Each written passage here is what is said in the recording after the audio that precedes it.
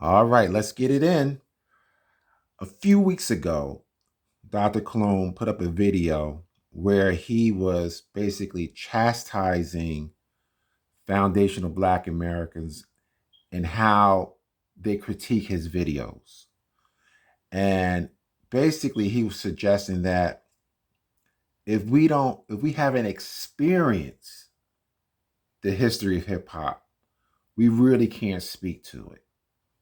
So let me play what he said. The video, you won't find it on his channel. He took it down.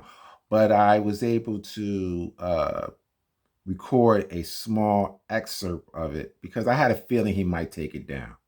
So let's play that. It's a small portion, maybe about 2 minutes, and then we'll talk about it at the end. Probably none of those things, because you really don't have an idea or a context to go by. You're going by what you're seeing on YouTube videos and what you're looking at on Wikipedia and on Google. All right, that's what you're basing it on. You're basing those comments on that. And I would challenge you that you should base it on history. And so it's always, whenever I seem to put a video out, it's always this attack, racially motivated, to say a couple of things. Y'all didn't even like us. What's that? What does that have to do with the history? Y'all didn't even like us. Okay, number one. You called it Jungle Bunny music. Number two, you see what I'm saying? This has nothing to do with the video. So what I want to say is, I want to encourage you, when you speak to the video. Don't speak to your feelings, because you, for some reason, have an anti Puerto Rican bias that you claim we have. And I don't have that. Okay, I've already made that clear. The culture is solidified. Caribbean, African American, Latino, mainly Puerto Rican. Solidified. History is already spoken. It's written. It's there. Okay?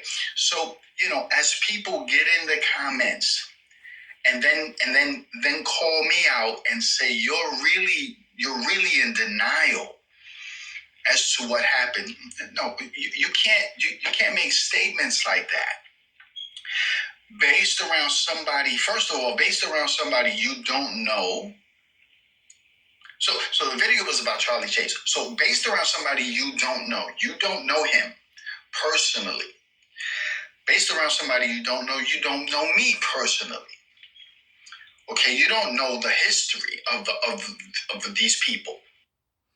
So apparently he's talking. I think he's talking to me, but then he kind of talks to, in general, to foundational Black Americans, but primarily me. Let me say something about one of the points he made. The fact that people acknowledge Herc, Bambaataa, and some Puerto Rican contributions doesn't mean that the culture of hip hop comes from those people. It clearly does not. Just because you were involved doesn't mean it comes from you. For example, I did a video where I talked about Puerto Ricans involved in doo-wop music. That's not your culture, Puerto Ricans. But you love Black culture so much. Since you've been here, that becomes part of your identity. Many Puerto Ricans were involved and listened to Motown and all those other R&B and all those other forms of foundational Black American music. It becomes part of who you are.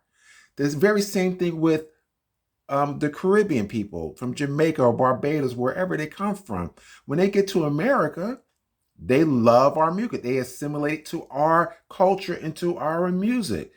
Now, for the record, Bambaataa and Flash, they were born in America. They're basically American citizens. Well, they are American citizens. As Puerto Ricans, I understand that, but they their circles were foundational Black Americans. And so while they may be of a particular origin or ancestry, their culture is foundational Black culture. So much of your culture as Puerto Ricans is based on foundational Black American culture, which I talked about with rock dance or up rock dance. That comes from Black American culture. So while you might have been, as Puerto Ricans, played a role in the development of hip hop, you are certainly not the creators. Neither are the Jamaicans. Neither are the people from Barbados. The innovators, the progenitors of foundational Black Americans. Enough said about that. So let's deal with this issue about having to have experience. Now, Cologne, you are a history teacher, if I'm not mistaken. And I'm quite sure that 99% of the topics you discuss, you're not an eyewitness to. However, what did you do to be certified to teach? You studied, you went to school, you got your degrees, you did research. I'm sure you used Google for some of your research. So to tell us that we can't utilize Google and that we have to be eyewitnesses to be able to speak about the history of hip hop, that's a little bit disingenuous, because by your own standard, you shouldn't be teaching history because you were not an eyewitness to probably 99% of the things you talk about. So get off your high horse, accept the fact that there is resources or that's available to us to find the truth. And we will continue to utilize those resources in order to find the truth. You may not like it, but you're going to have to live with it. All right. So now you remember he spoke to the Charlie Chase video. And you guys remember I did a response to that particular video. I call it pretty much garbage. And I tried to suggest that the Charlie Chase was acknowledging that he wanted to get involved in Black culture in terms of the music, being a DJ, getting involved in hip hop. And of course, Cologne, he can't stomach that. So he tries to explain it away, offering his opinion, speaking for Charlie Chase, something that he asked us not to do. He does the same thing for Trace. Trace said, I don't want to dance to salsa. And then he calls Kaz a liar. So what I want to do, let me play what he said in reference to my video as he tries to critique my video. Hold on. Now, keep in mind, the critique of his video, of my video, is no longer up. I don't know why. I think I know why. Cologne, out of desperation, he'll put stuff up. He'll upload stuff, but he knows it's garbage. So eventually he just takes it down. So I had a feeling that he might take this video down. And I said, let me grab a little bit of the audio. Thank God I did, because the very next day the video was gone. So let me play a portion of that video that no longer exists. Him critiquing my critique of him. Hold up. That he played. He played Charlie Chase. He played Trace 2. He played Grandmaster Caz. Charlie Chase begins by explaining that, when he saw them playing that music, he wasn't talking about Black music. He was talking about the breaks. If you look at the clip and you see what the DJs are doing, he's talking about playing the breaks for the dancers, for the B-boys. That's what he wanted to play. Charlie Chase was known for playing the break beats. Okay, so that's number one. Number two, he talks about his name. Okay, and that he needed to come up with a name that was going to draw people. It's just like Grand Wizard Theodore. If he would have just kept his name Theodore Livingston, DJ, come see Theodore Livingston, DJ. Nobody's gonna come. They needed a name, okay? And he understood they're all black. So as a Spanish dude, he couldn't keep a Spanish name. But that has nothing to do with it. Let me stop it right there. He tripped himself up. You see, when you try to freestyle, he's acknowledging that he changed his name because it was black. Why? Because Charlie Chase felt that it was a black thing. Hip hop was a black thing. Of course, Cologne is going to try to say it wasn't, but clearly. Now, let's go back to the issue about the music. Cologne says, oh, he wasn't talking about black music. He was talking about the breaks, as if the breaks of black music is separated from black music. How ridiculous does that sound? So now, then here's another thing that Cologne is not thinking through. How do you know that the clip they show of the DJ playing records is the very same event that Charlie Chase is referring to? That could be just some kind of clip from anywhere just to put in a particular presentation. Furthermore, if they were playing the breaks, ain't nobody on the floor doing swipes and head spins. So it's a ridiculous assertion to make that, oh, he was playing the breaks. He says anything to not acknowledge this is black culture and that he was playing black music. The context, Cologne, is this. He was talking about it in relative to playing salsa music. Okay? So that's the context. You could try to talk your way and, try to flip the narrative any kind of way you want. But it's clear what he was talking about. All right. Let's move on. Let's go. He wanted to play the breaks, what they were playing, not black music in the sense of just black music, because we already know they were not only playing black music, they were playing the breaks, and whatever drum breaks, those happen to fall under. And then you hear Trace too, and he says, we love salsa music, but we couldn't dance to it. What is he referring to? He's referring to the traditional salsa that did not have the breaks. There were some salsa records that had the breaks, okay? And I want to give you a little bit of an example. But now let's deal with Grandma. Let me stop there. Trace passed away. Here's Cologne offering his opinion, his interpretation of what Trace said. We all could hear what Trace said. He said, we can't dance to salsa. It wasn't rocking. We love it, but we can't dance to it. So now he's offering this crazy opinion that Trace meant to say the breaks.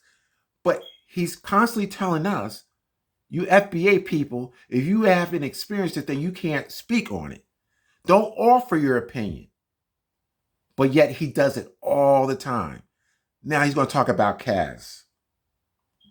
To Kaz's statement where he says, it was gradual, 1978, that's when the Latinos really started coming in and breakdancing. That's not accurate history. The accurate history is that the Latino B-boys were already B-boying in 74 and 75, way before 78. So that's inaccurate. The other inaccurate thing is to say that, the Latinos were over there playing the cowbells and the timbales in the park. Okay? No, because your partner, your partner, Disco Wiz, was Puerto Rican. He was Puerto Rican and Cuban. So he's already playing with you. So all of these examples. So what I want to do now is I want to show you an example. I want to give you an example of what salsa sounded like and salsa with the breaks. Let me just stop that right there. Now, even in the Vlad video that Kaz, did, he said he never said there were no Puerto Ricans. He said there were one or two, and he referenced his DJ partner who had to fight off other Puerto Ricans who did not like him playing that kind of music. So come on. Now, here's the thing with dates. He wants to go 70, 74, 75. That's up for debate. From the research I've done, the Puerto Rican crews were primarily rocking crews. A lot of them did not like breaking. I've seen a lot of videos of these pioneers talking about it. I didn't, put it in my video, but a lot of these rockers that were around 74, 75, 76, 77 did not like breaking when they first saw it. They didn't think that was dancing. So you have to think about it. Everybody wants to be close to 1973 when the so-called unofficial, official birth of hip hop is. And so they're going to say we were breakdancing in 74, 75, but that may not be true. I found evidence that, Kaz could be right. Maybe it was 77, 78, 79. All right. So let me give you an example. I found a video of Jimmy D from Rocksteady who gives somewhat of a timeline. And for him, the beginning is 77. All right, I'm going to apologize for the audio of the host. His audio is horrible, but you'll be able to hear Jimmy D quite clear. And I think he's going to ask him basically how he started. So let's go. Co-founder of Rocksteady Crew and TBB original member also in 77. So back in the 70s, my brother, could you share your story when you started b-boy or rocking? Who's your first teacher to teach you how to dance back in the days? Believe it or not, back in the days, I did a lot of watching. I watched a lot. I watched everybody. Some of my I don't want to make their heads blow up, but some of my idols back in the day were the first people that I had a serious battle after I practiced for a few months. Shorty Rock and Spy. Some fantastic b-boys that they were great. I love their footwork. I love their speed. I love some of their moves they had. JoJo, even though he's mad at me, he used to be there with me all the time. He gave me some pointers on my footwork. Gosh, I did.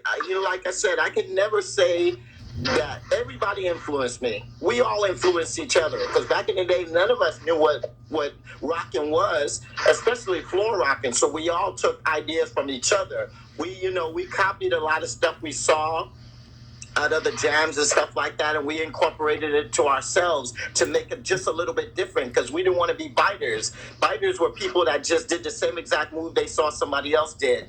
Let me stop it right there. He said no one really knew what floor rocking was. So that was new. And you're going to hear the time stamp on that experience a little later. Let me see if I could find an area where we could pick up. Let me see. From Puerto Rico and Africa, they, believe it or not, drove to not be biters, not be doing the same exact thing that we saw everybody else did. The moves that they did, and we said, I'm gonna make that mine. And that's what a lot of us did. I mean, we all copied each other, but at the same time, we tried to make it unique. And it was fun. Whoa. So I started hanging out with them, and it was let's me. Go back here. I always say, where do you go at night? And he used to always laugh. He says, come on with me. He took me up to 184th and Creston, and I saw his brother there. It was Batch, and he's like, this is my big brother Batch. And I was like, what's up? He says, we're in TBB. And I was like, TBB? They had their shirts with their name, and I was like, what is that all about? And he was like, yeah, we were a tagging crew at first, and now we're a rocking crew. And I was like, wow. So I was like, I want to be down with you guys. So I started hanging out with them, and it was me and JoJo and Trace and... let me apologize. Let me get the exact point where I really want to point out the date. All right, I think I found it. Let's go right here. Where he's going to mention the time, the date.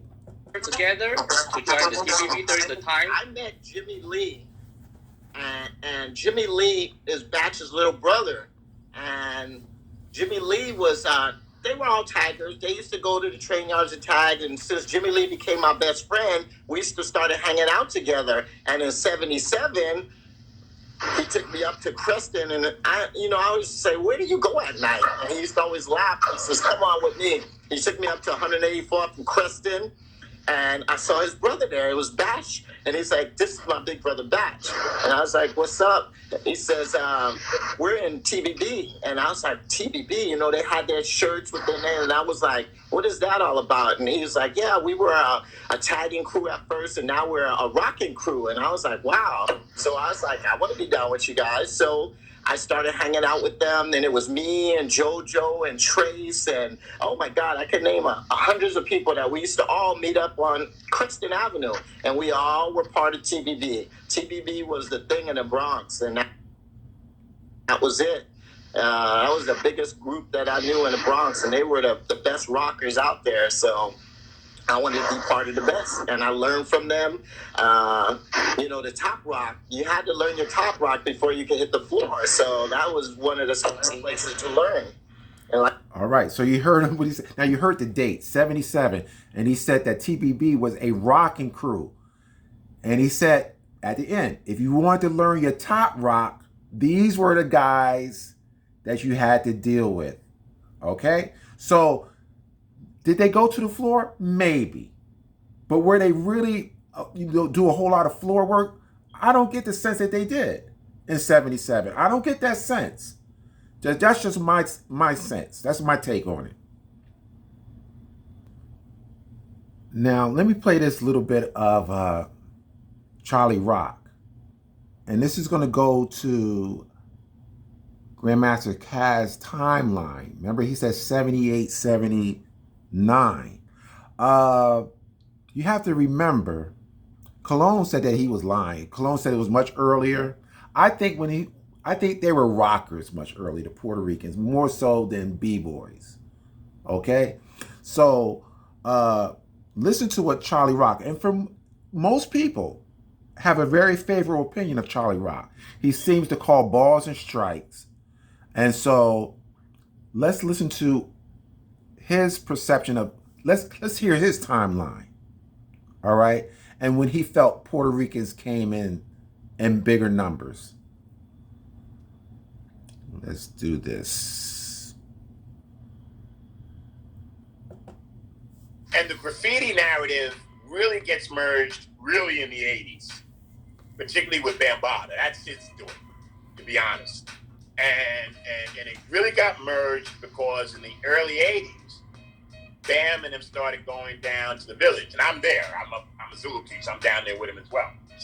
And the art scene and graffiti was really starting to emerge in the art scene as a legitimate art form. Remember, before it's just these vandals, Yeah, so true. Yeah, it's emerging as a legitimate art scene. And now the white hipsters are getting a hold of it. And they're presenting these guys who were vandals a minute ago. Now they're artists. And they're doing their thing. And of course, you get Keith Haring, John Michel Basquiat, Fat Five Freddy, all these different people, are starting to merge. And as part of their art form, they would have these art shows and have music. And Bambaataa was the DJ.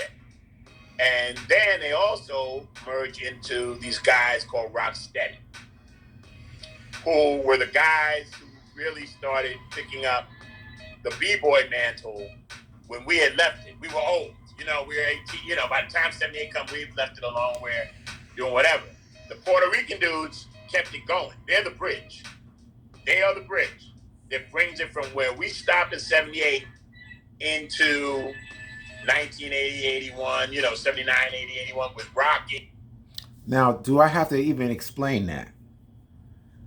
I don't even have to explain that. Charlie Rock is clear in his mind what the timeline is. So when you match it up to what Caz said about 78, 79, and you also match that up with what Jimmy D said when he met Batch in 77.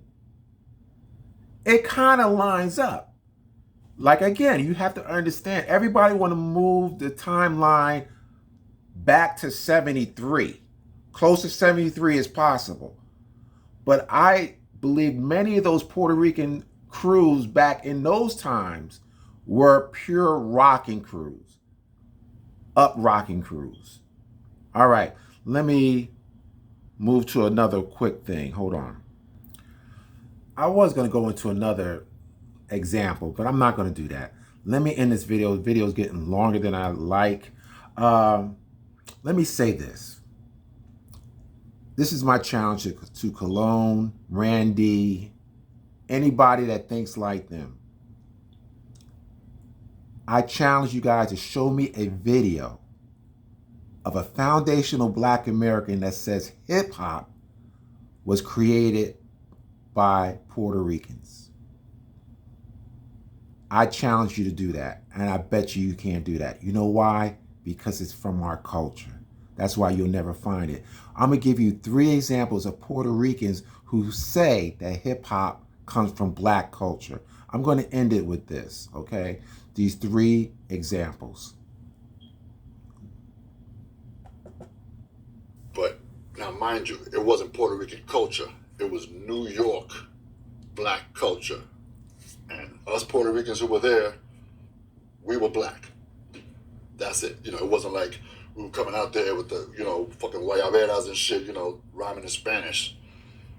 We was doing what the brothers was doing. That's it. We brothers too. So. Still, a lot of people gotta understand, you know, b-boying and b-girling is started out as a Black thing. Because hip-hop started out as a Black thing. It's of the African diaspora. But we definitely have our place in this because it's just an extension of our culture. Hold up right there. Hold up right there. Thank you for being a voice, with all respects, to my Puerto Rican people and its culture. Puerto Ricans didn't start hip-hop at all. My African American brothers created hip-hop, whether it was Africa Bambaataa, DJ Kool Herc, Red Alert, let's go back to Grandmaster Theodore. That's my boy. I was just out here with Theodore like, how long ago? 5 months ago, Grandmaster Theodore. I'm so thankful that there are some honest Puerto Ricans out here who's willing to tell the truth. You know, so with that, let me end this video. I hope that you enjoy this particular presentation. And if you haven't subscribed, please do. I look forward to hearing the comments and see what you guys are thinking. So until the next time.